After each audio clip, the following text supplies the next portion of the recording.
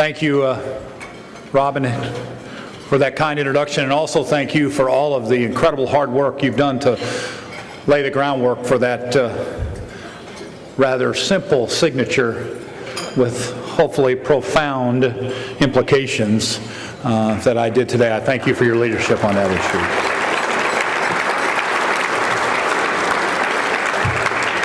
Susan Monteith, thanks for bringing us all together. Our friends, our brothers from Wisconsin State Senate who join us tonight, brothers and sisters, excuse me, we stand united with you.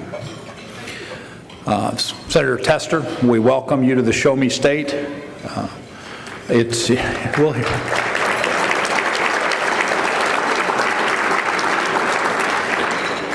We look forward to having you back here sometime in the next just very few short years to shoot elk with me in the Show Me State. And to everyone in the room, thank you for your great support for our tremendous party. Together we gather as proud Democrats. But these last couple of months, here in the Show Me State, we've stood united not by political party, but as Missourians, helping our neighbors in the areas of our state devastated by historic floods and tornadoes. The tornado that struck North St. Louis County, to the flooding in the southeast, to the historically deadly and tragic tornado that hit Joplin. And now we face more flooding along the Missouri. Thousands of homes and businesses ruined, lives lost, communities left in ruin. Friends, these last few months, this last spring, the people of Missouri have been tested, and the people of the Show Me State have responded. Missourians opened their hearts and their wallets, volunteered their time. Thousands of folks from all corners of the state just since the Joplin tornado. Today we went over 31,000 individuals that have come to Joplin to volunteer their time to help rebuild that community. I thought, what a great state.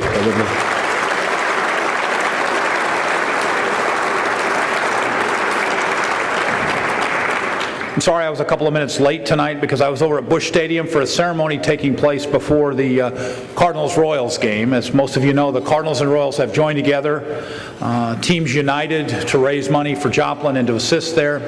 And so I had to go over there, and the first pitch tonight was thrown out by two young women from Joplin, a senior and a senior 2B on the softball team that threw in the first pitch tonight. They were excited, and they threw the ball extremely hard, and they stand in a long line of folks that have responded in Missouri unbelievably. We had 403 separate law enforcement agencies come to Joplin. 403 people literally climbing over piles to save lives. We saved 17 families in the second and third day. But I want to thank those first responders who run to trouble when there's times of difficulty, run to help save people. And for those firefighters and those policemen and the others that are here tonight, we thank you very much for what you do.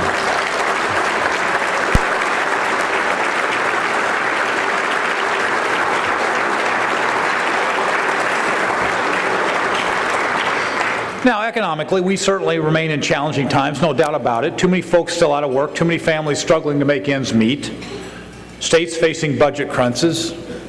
Quite frankly, everybody's being tested. But here in Missouri, I'm proud to report that we are clearly turning the corner and making steady progress. After 2 straight years of job losses in this national recession, we saw a net gain of jobs in 2010 and are adding tens of thousands of new jobs here in 2011. Unemployment stands at a 2-year low. Yes, it does. Another one of my favorites, exports are up. That's more Missouri-made products being shipped around the world. Last year in the state of Missouri, in the middle of the recession, our export number went up 35%. And this year, in the first quarter, we're up 18%.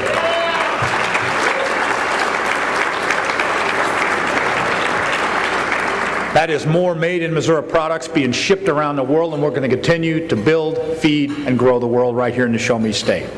Revenues are ticking up 7 months in a row for our state. Now, are we completely out of the woods yet? No, but folks are getting back to work. And here's, quite frankly, the best part of all this in our state. We're making progress by working together. Serious people with serious ideas, not ideological extremists yelling at each other. I hear some other governors out there are getting a little extreme. Friends from Wisconsin might know that.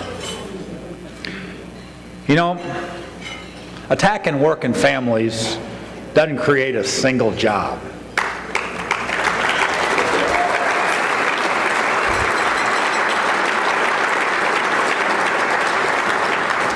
Attacking teachers, that doesn't help our kids learn.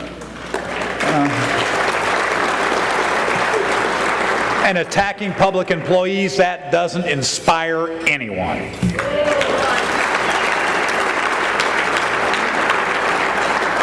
The challenges we face are too big for ideological extremism. We don't have that kind of time to waste. And I don't have to tell you, we have our fair share of extremists here in the Show Me State. You can find them in Jeff City proposing laws that hurt working families or trying to keep unemployed Missourians from getting their benefits. And you can find them here in St. Louis giving millions of dollars to their right-wing candidate of choice. You'll see the names of those candidates on bumper stickers soon enough. I got to tell you though, especially in this job, I just really don't have any patience for these right-wing extremists. You know,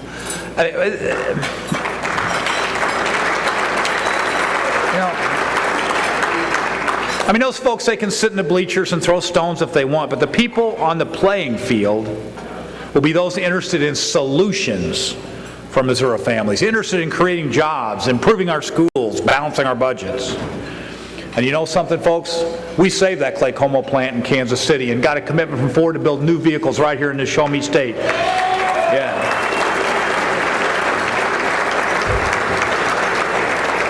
Not by yelling ideological platitudes at one another. We did it by working together. We didn't extend prescription drug benefits for 200,000 Missouri seniors by demonizing one another and drawing lines in the sand. We did it by letting common sense prevail. We're going to get this economy moving again, not with ideological fighting and gridlock, not by speeches, by action. Now, I'm proud that we've stopped many of these terrible right-wing ideas in Jeff City, including all their proposals to erode the rights of working Missourians. Okay?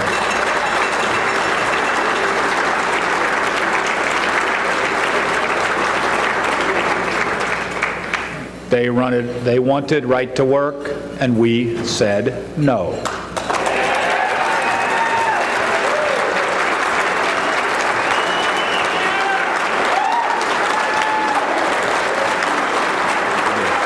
Yes, we did.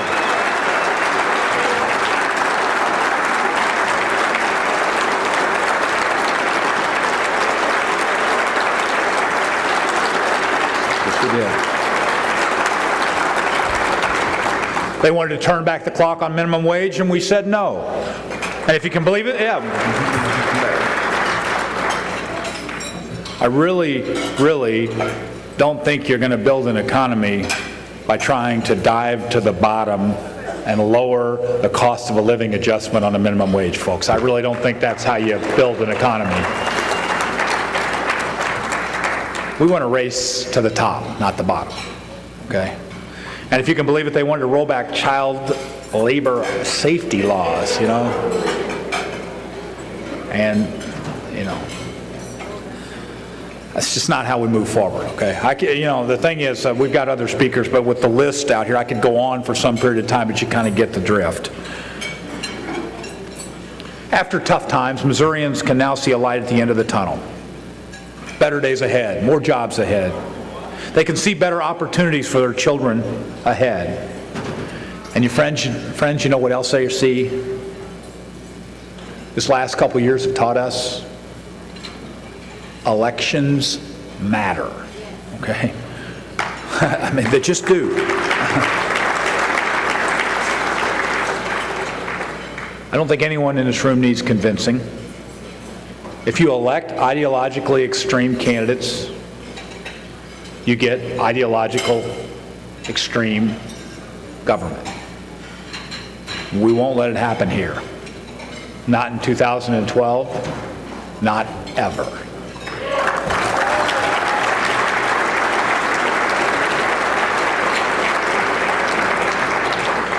Now, you talk about elections mattering. We're at a very historic point here. We're at the very same room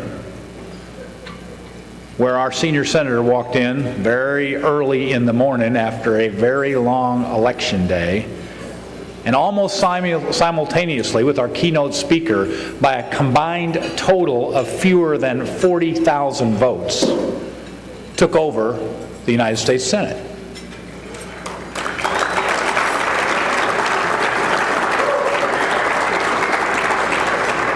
Common sense over extreme ideologues. And we're going to send our common sense senator back to Washington to lead.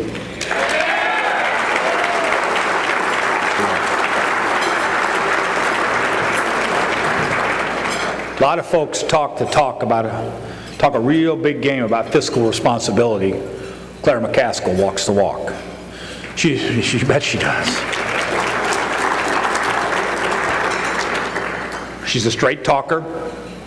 While many in Congress talk about government reform, Claire McCaskill is the leader that's put forward ideas and legislation to get it done. She's an independent voice in Washington for us, a common sense voice, a principled Missourian, a Missouri voice. Our United States Senator, our friend, Senator Claire McCaskill.